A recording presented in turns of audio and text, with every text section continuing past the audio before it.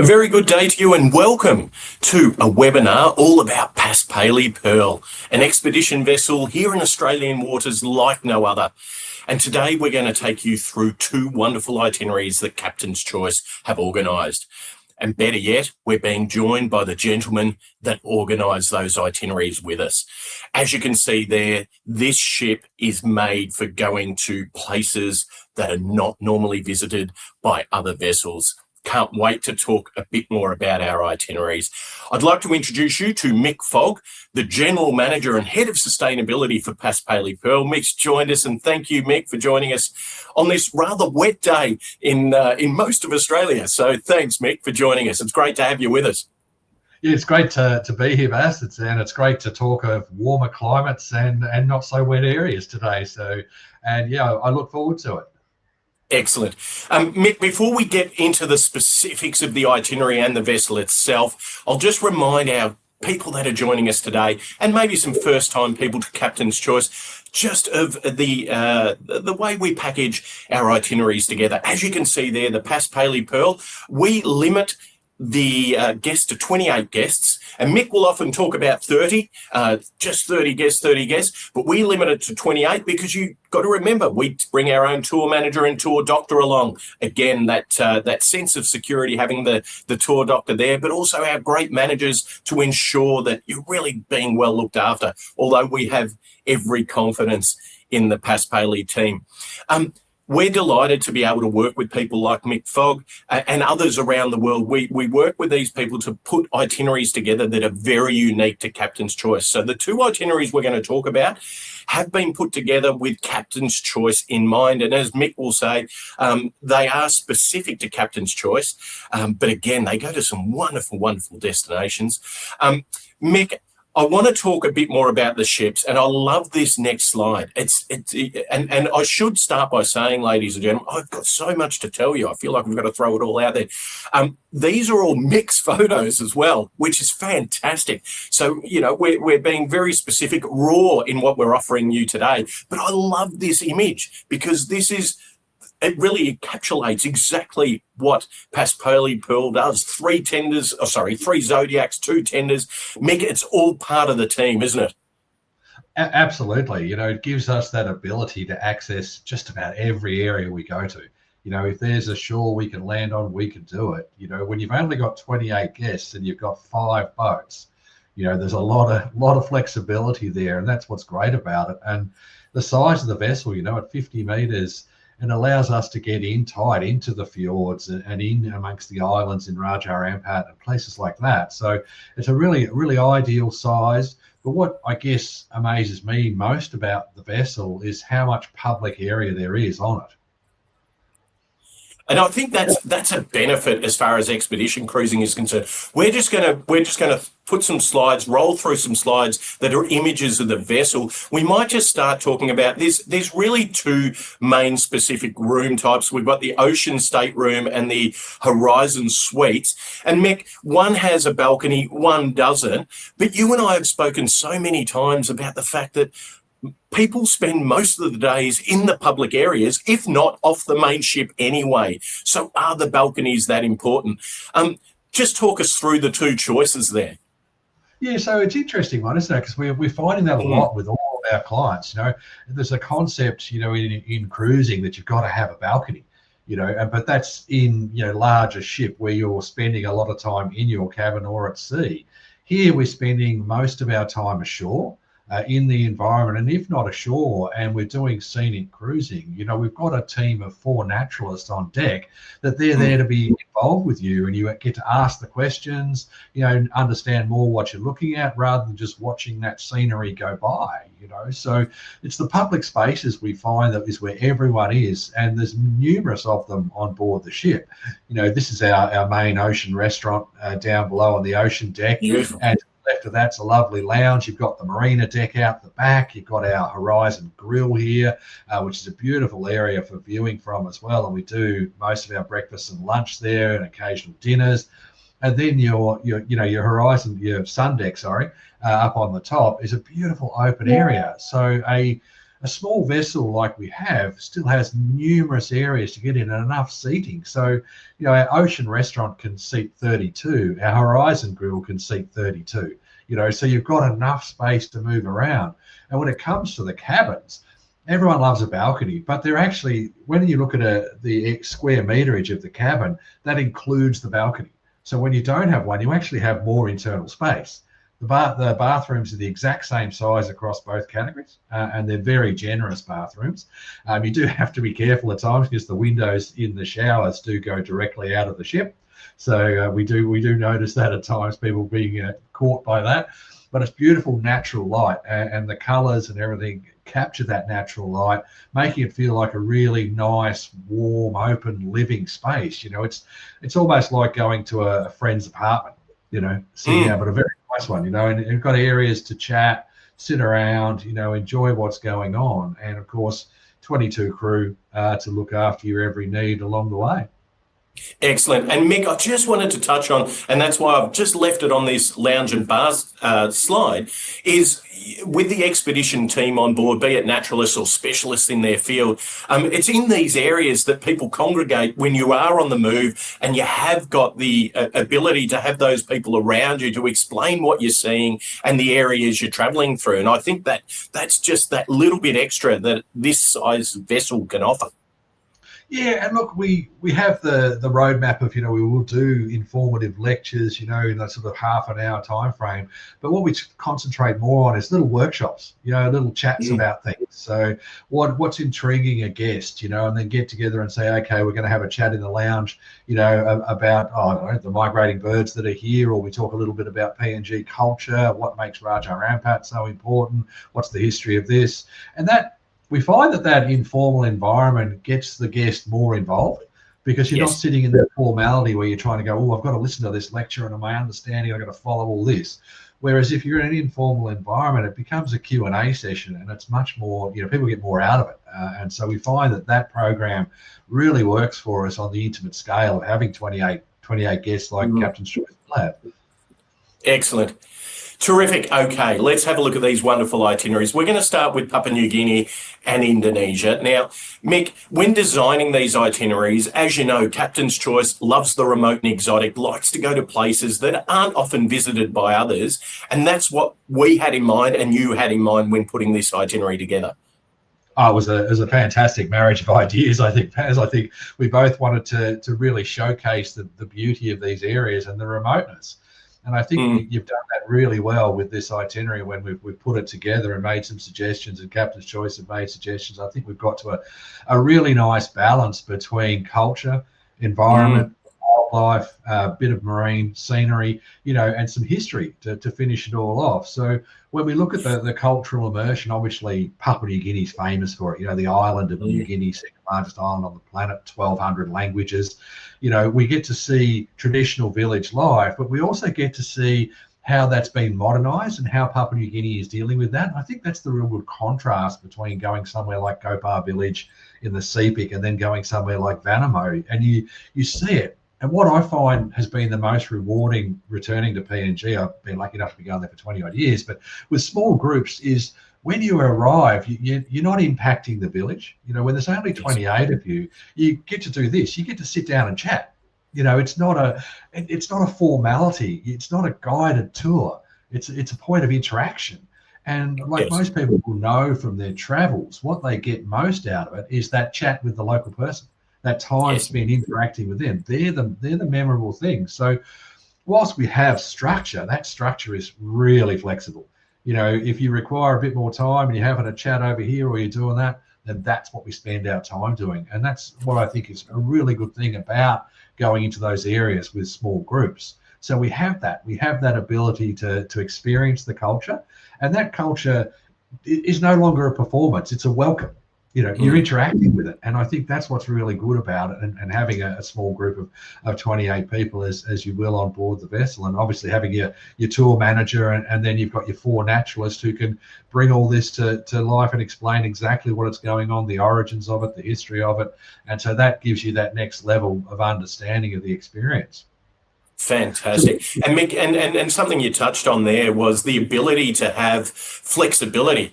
And as we start talking about the opportunity to see these wonderful whale sharks, for example, you can't have a timetable for that. We're controlled by what they do, so we need that true flexibility in an expedition. But please talk to us about this whale shark experience. It's number one on my bucket list. I'll be honest with you, and it looks amazing. Look, it is, and I think to be honest with you, this shot I took that's about 3 years ago now. I sort of highlights the ease of which it is in Indonesia. I've got a lovely lady, Ros, there, just resting on our float line, and she's been in the water for a good half an hour, and you've got a 6.5 meter fish swimming around her, and it's like, oh, yeah, okay, whatever, I've seen it, and but she's relaxed, and the fish is relaxed as well, and that's the key with it. So you take that time, the interaction that's happened between the Indonesian fishermen and the whale sharks has evolved into this great experience that's now available to people to go and see. And you don't need to be an Olympic swimmer. We have people in flotation jackets hanging onto the ropes that we put on with the floats. You can even just sit on the side of a Zodiac and see them from the surface, like that photo was taken. Amazing. Chenderawasih Bay, you've got this, which is a Betty bomber, and it's in 3 meters of water, crystal clear, so you can snorkel like a World War II wreck.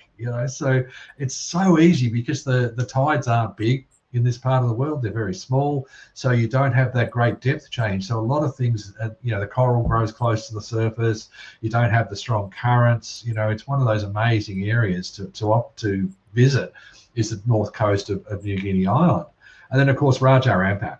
Raja Ampat, I think it gets hyped up a lot, and so it should. I really think it should. It's one of those remarkable areas, and everything you read about is the underwater world, but there's so much more to it. We've done a few voyages up there now with the Pearl, and just the exploration. This is an example. This is us just finding a little cove against the area with crystal clear water, beautiful snorkeling conditions, and no one for 100 kilometres. Yes, amazing. And that's it, Bass. Like 40,000 square kilometres of reef system in Raja Ampat. And yes, there's the main ticket items, but you get away from that and you wouldn't have no idea there's anyone else around. And it's all... and again, that's that small vessel, isn't it, Mick? That's the advantage of the smaller vessel.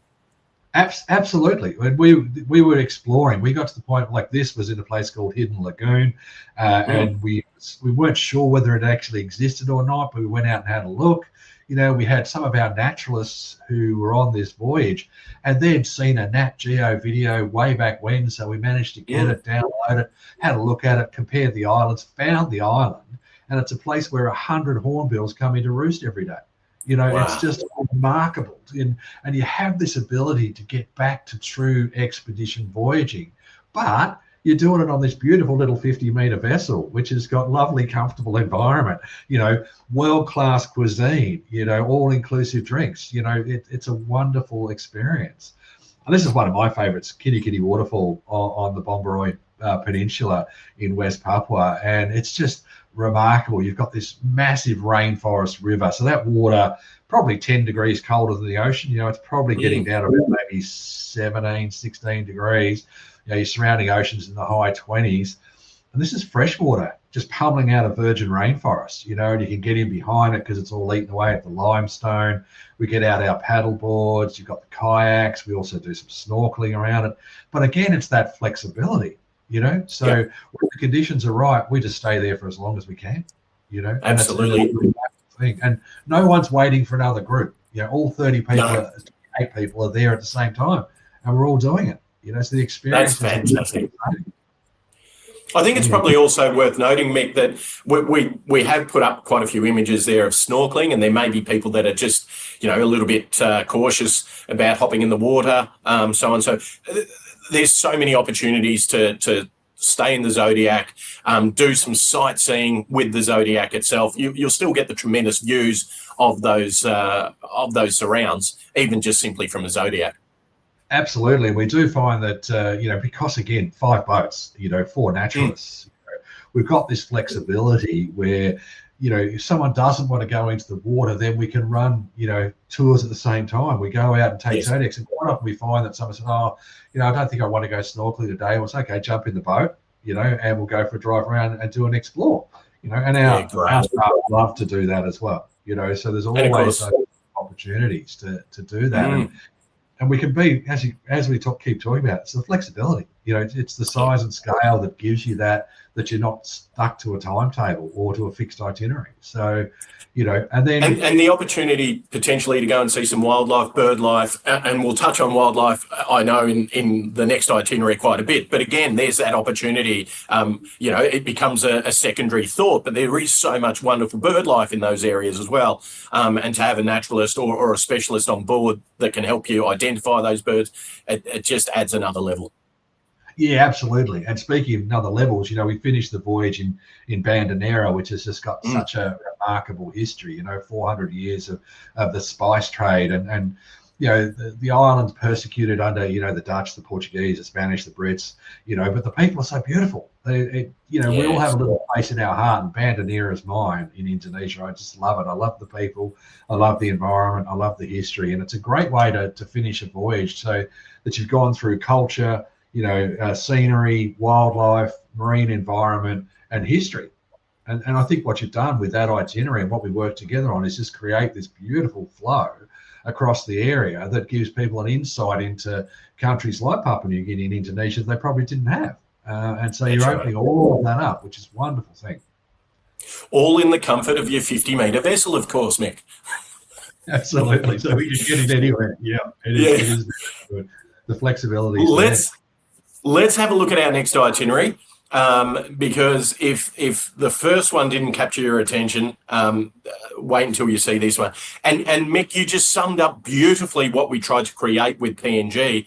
This itinerary is very similar in actual fact. That cultural piece, the wildlife, but also the beautiful natural environment that we continue to travel through. Absolutely. You've chosen this one really well. Stepping straight off the tourist trail. Once you've left Bali, you're off. And we're going to all the other places, and you're getting to experience that culture. Areas like Sumba, Sawu, West Timor. In that lesser Sunda Islands, as they're referred to, the culture there is really unique. It's some of the most intact and distinctive cultures left in Southeast Asia. And each one of them's different. In Sumba, you've got those houses with the peak roofs, and it's what's called a megalithic culture. So they still drag massive rocks out and make tombs for their deceased, So it's one of the few living megalithic cultures left. And then in Sawu, the lady with the backstrap loom there doing that, each one of those is designed from a family member. So if I was a local Savanese, I could look at a young lady and automatically know her lineage, her status in life, her wealth, and all the rest of it, just by looking at her dress, just by looking at that ikat sarong she's wearing. And then finishing it in somewhere like Kupang. So that's where William Bligh ended up after the Mutiny on the Bounty. Whatever it was, I think it was for 67 odd days or something like that when he landed in Kupang. So there's a great bit of history there as well. So again, you've got that good cultural element, historical element that's available on the one voyage. And not inundated with other cruise ships and other tourists, obviously, in these areas at all, Mick. And that's what I particularly love about this itinerary. And of course, that natural, beautiful scenery that we're likely to see right throughout this itinerary. Absolutely, the volcanic landscapes of Indonesia, it's kind of remarkable. And just stepping back to what you're talking about, going off the usual tourist route and all the rest of it, and it's one of those things you find in these remote areas that things don't always go to plan because they're not, they're not rehearsed, they're natural. No. And so you end up on these timetables that kind of sometimes get delayed or something happens and all the rest of it. But you're a visitor, you're involved in it, you're not coming as a spectator. So that's that real differential you're able to do with a small group of 28 guests. But this, the scenery we see with Mount Bromo and also up into Tanjung Puting, which obviously is going to be a massive highlight for guests, to be able to to go up there. I mean, I first went up there in the 90s and first met Perute Galdikas early 2000s. Sadly, she passed in March of this year, but she set up the research centre in Tanjung Puting at Camp Leakey in 1971. Of course, she was one of Leakey's angels. So Diane Fossey, Jane Goodall, and Barute Yes. were the three ladies sent out to study primates. But now what we see in this environment is all these ex-captive orangutans and also wild orangutans that come down into the forest, because it's a kind of a two-edged sword. It's unfortunate that the national park has to be overpopulated because there's just not an available forest anymore. So we supplement feeding twice a day with the natural fruits that are grown from the villages. But that helps because it gives the villagers income from growing fruits for the orangutans. So they're no longer having to do, harvest primary resources to make money. So it's sustainable. And then it allows tourism to grow. So a lot of these local people now, in fact, over 85% of the local population is involved in tourism. So it's a fully sustainable thing. And we've seen this since 1971 grow now to a wonderful experience that's from a tourism perspective, but also very beneficial to locals. And outside the orangutans, there's so many other species to see. We've got the gibbons. I love the proboscis monkeys. Along the river, you've got your hornbills, you've got your stork-billed kingfishers, herons. It's a bird's paradise going along the Seconia River. And we do it a little bit differently. We want to take you on a local boat. So we put you on these cloaks where we put 6 or 8 people on them. They're undercover. You've got, drinks available, eskies and snacks we put on there. But it's kind of like, the African Queen kind of scenario. You're floating down the river on this. But it's quintessentially what is Central Kalimantan. This is that experience that's been going on for years. So we'll take you in a Zodiac up the initial bit, but then we put you on one of these so you comfort, toilet, all the rest of it, nice and easy. Go all the way up the river, and you spend a day going up these rivers, and it's just a really relaxing experience and one of the great river trips in the world. Oh, that. We talk about experiences, Mick, and that we need to be experience rich, and that doesn't necessarily need to be luxury. This would, to me, is just a prime example of an experience that everyone will come home and talk about. Oh, absolutely. And it's not one you can, we went back there this year and we were the first ones back since 2014. So it's unbelievable. Because ships are getting too big. They just can't get in there anymore. So now you go back to smaller vessels and doing it. And then, you're hitting Indonesia's big three. You've got your orangutans. Now you're going to come into Komodo National Park where you can do this beautiful scenery, walk through the islands, and see Komodo dragons. So orangutans, Komodo dragons, and then in the end, you're going to top it off with whale sharks. So you're ticking the big three. And this, like walking through Komodo, I will never forget first time going there. It was a pinch me kind of moment because Komodo, you grow up thinking Komodo is this remote in the middle of, nowhere prehistoric island. And it is. When you arrive, it's volcanic landscape. There's, it's really remote. And then you're wandering on it. And I, as a kid growing up, for me, it was one of those meccas that I'd never, ever get to.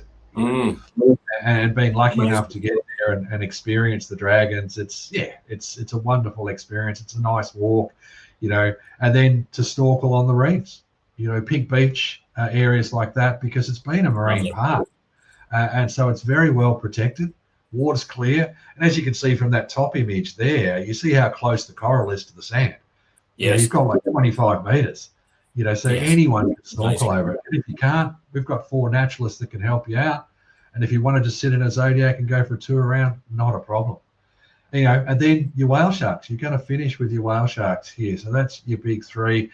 And in Saleh Bay, it's a very similar relationship to what you have in Cendrawasih Bay. So they hang around the fishing platforms. We have our local guides spend the evening before on the fishing platform. So on that day, you'll see all the crew up early, about 4 o'clock, communicating, finding out which one they're at, where they're located in the bay, and turn up there. And then it's yours. It's yours for a period of time. Incredible. And again, you've got one group of people, 28 people, and you're looking at it. I want to take a break. So I'll climb out of the Zodiac. We have ladders on the Zodiac, so it's easier to get in and out of. Oh yeah, I'll sit on the Zodiac here now, have a drink of water, get dry. Oh, then I'm feeling like I want to go back in, and that's it. There's no stress on time, because there's a small group. And so we're so lucky to be able to have that with a small vessel, small group, flexible itinerary. And I think Captain's Choice have chosen two absolutely brilliant itineraries to showcase these areas. So well done. Thank you, Mick, but we can't take all the credit. It's thanks to you as well. We had to use your knowledge to really put these itineraries together. And you can understand my biggest problem I have with these two itineraries, Mick, is I actually want to do them both myself. And I've got the tour managers and the tour doctors fighting over who can do them because they are ripper itineraries. The best part is close to home, away from all the political upheaval that we're trying to deal with at the moment. And just incredible itineraries with incredible experiences. Papua New Guinea, we have a departure later this year, limited spots left. We do have a departure in 2027 as well, and early February, I believe, for the Indonesia itinerary. Again, limited availability, folks. As Mick has pointed out, experience-rich itineraries, memories that will stay with you forever, and believe it or not, so lovely and close to home. Mick, thank you so much for today. I've learned a lot. Every time I speak to you, I learn a lot about this wonderful region. I thank you very much for your insightful explanations of those wonderful photos that were all yours. Ladies and gentlemen, if you do have any questions, please don't hesitate to call our team. And if you want a specific question for myself or Mick, the team will give you our details. We'd be more than happy to answer any questions personally as well. Mick, thank you for your time today. And we look forward to catching up with you again very, very soon. It's been a pleasure to have you on. Thank you so much. It's always a great pleasure to talk these itineraries and these destinations, and I look forward to chatting again. Excellent. Thank you, everyone, for your time today. I hope you've thoroughly enjoyed these two itineraries, and we look forward to welcoming you on a Captain's Choice tour very soon. Thank you.